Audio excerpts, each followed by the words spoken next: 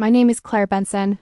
I'm 30 years old. At my sister Madison's engagement dinner, my father casually told the groom's family, Claire, we don't really mention her at home. She just does cleaning work. My mother added in a low voice, she was born to serve, I suppose. I kept my expression blank. I was long used to showing nothing.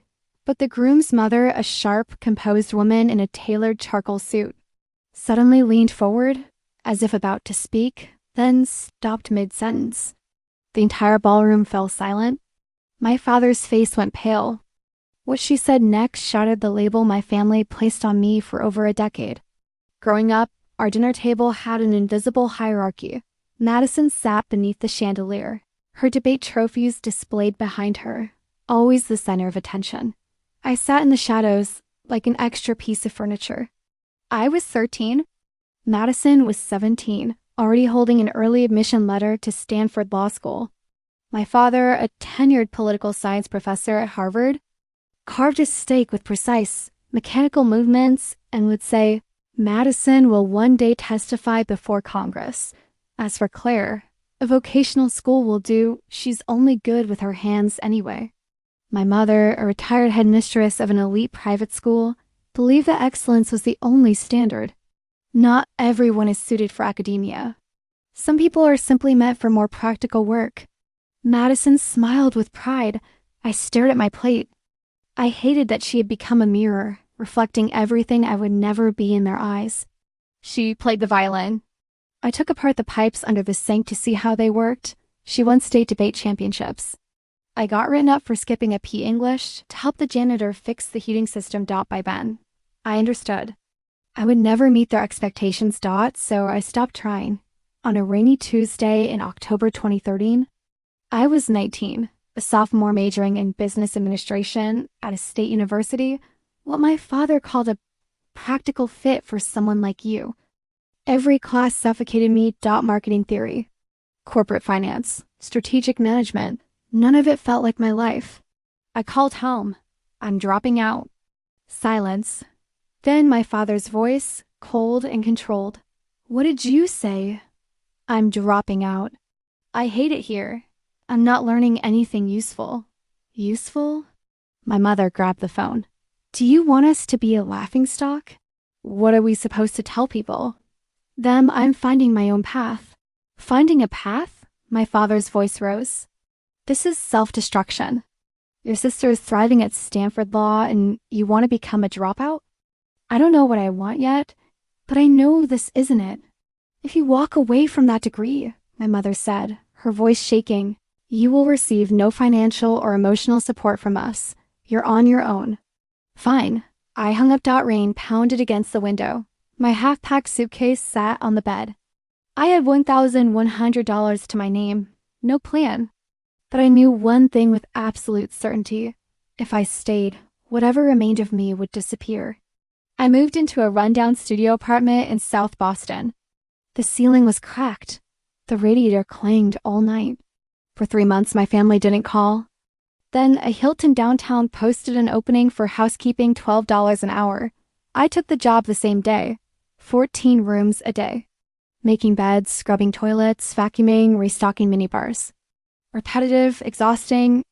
Don't think too much. I became one of the best. Within 2 months, I was finishing an hour early, and I started noticing things.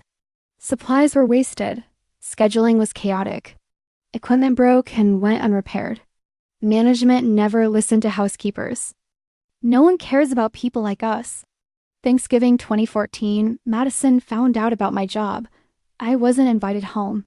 Later, she called. Mom and Dad are furious. They tell people you're in a transition phase, but when Aunt Diane pressed, Dad said, we don't really mention her. I stood outside her apartment in Cambridge, cold wind cutting through me, watching her move inside. Claire, I tried to defend you. Then why didn't you invite me home? I asked quietly. Silence. Then she hung up. That was the moment I understood. I'd become the family's shame. Their secret. Over the next 3 years, I attended only a few family gatherings. Each one followed the same script. My uncle would ask about my job. My mother would answer first. She's doing cleaning work. We don't really talk about it. Friends would ask about their daughters. My father would boast about Madison's career at a top law firm, barely mentioning me. One Christmas, at 23, I was seated at the children's table. Madison sat at the head, wearing an engagement ring, radiant. Only my grandmother held my hand and whispered, "You shouldn't let them treat you like this." I smiled faintly. I'm too tired to fight. After that, I stopped going altogether. If they wanted me invisible, I would disappear on my own terms, but I didn't give up on myself.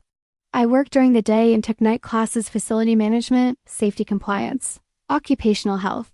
I turned cleaning into something more, a discipline combining engineering, chemistry, and logistics. One night in 2017, I sat in my apartment running numbers. I could finish in 5 hours what the company scheduled for 8. The daily waste and supplies alone cost the hotel nearly $1 million a year. No one tracked it. No one cared. I started taking small office cleaning jobs on the side. I printed business cards, Claire Benson, reliable cleaning services. Slowly, I built a client base. On my 25th birthday, I registered my company, Apex Facility Management.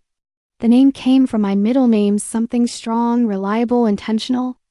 My first contract was an 8,000 square foot office in Cambridge, $17,000 a year. I hired 3 part-time employees: Carla, who quit to join me, Jerome, laid off from a factory, and Amy, a college student. I paid them $16 an hour, $3 more than I had started with, and promised health insurance after 3 months. Carla was stunned. I've never seen a cleaning company offer benefits. I won't build a company that disrespects its people, I said. I worked 80 hours a week, cleaning until midnight, handling payroll, billing, and clients until 3 a.m. After the first year, we had 12 employees and $210,000 in revenue. My family still thought I was cleaning hotel rooms. Then, in January 2021, I received an email. Massachusetts General Hospital was seeking bids for cleaning services. $1.7 million annually. I spent 2 weeks preparing. A 40-page operations manual: surgical protocols, infection control, emergency response. I even included a partnership letter from Boston University. The interviewer was the hospital's coup, Evelyn Carter, a silver-haired, composed woman. She flipped through my materials. Other vendors make promises. You brought a full system. Why? If a surgical ward shuts down, lives are at risk. I don't cut corners. She looked at me, then smiled. When can you start? 3 weeks later, I won the contract. I sat in my car in the company parking lot and cried for 20 minutes. We worked with Mass General, Boston University, major financial buildings, pharmaceutical companies, and the Four Seasons.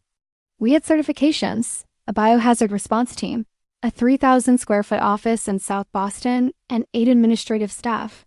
On the wall hung photos of all 180 employees. I still lived modestly, still drove an old Honda, still kept my distance from my family. In October, Madison texted me. Our mother insisted I attend her engagement dinner. I had entered that building countless times through the service entrance. This time I walked in as a guest.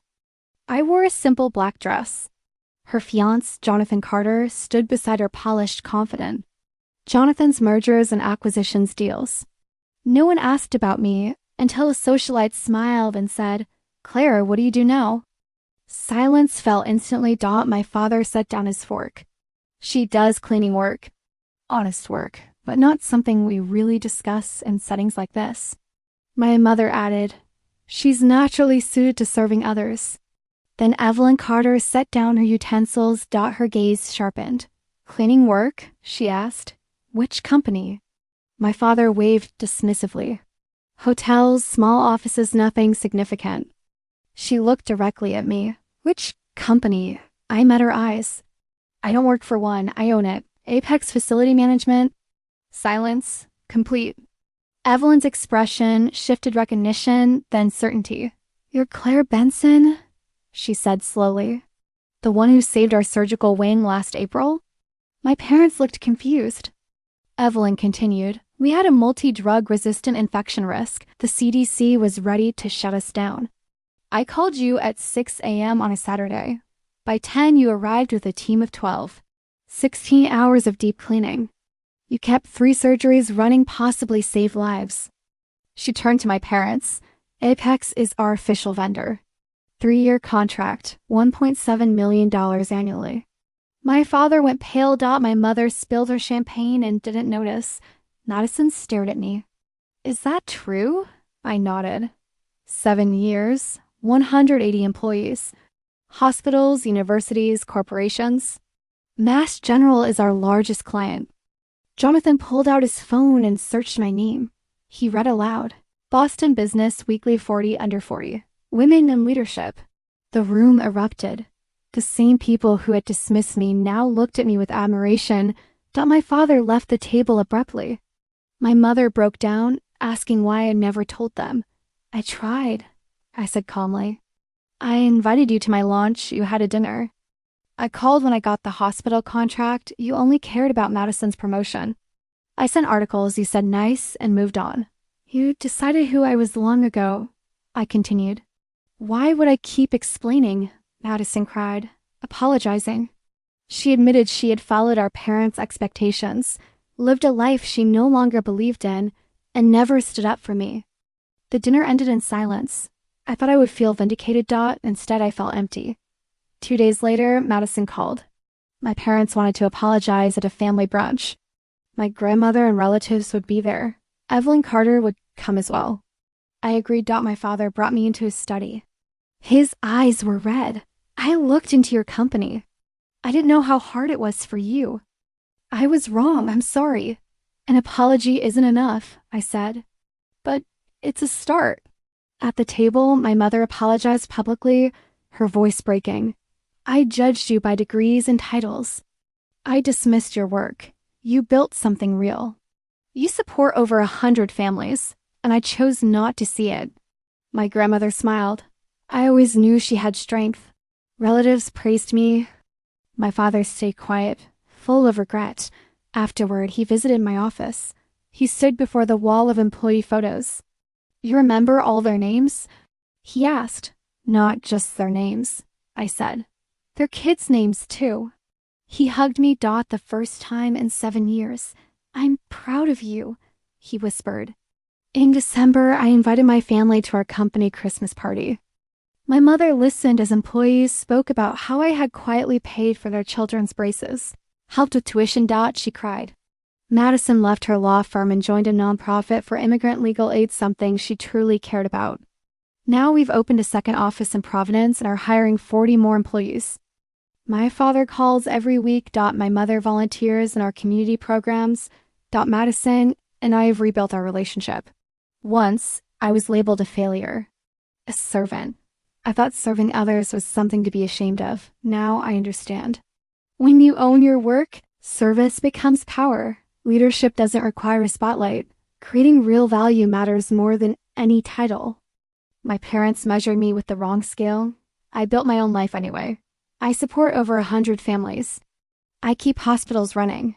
I create stability for people who need it. No elite degree could replace that. Now, when I walk into a room, I'm no longer invisible. I am Claire Benson, and that is enough. If you've ever been underestimated, overlooked, or made invisible, you are not alone. You don't need anyone's permission to prove your worth.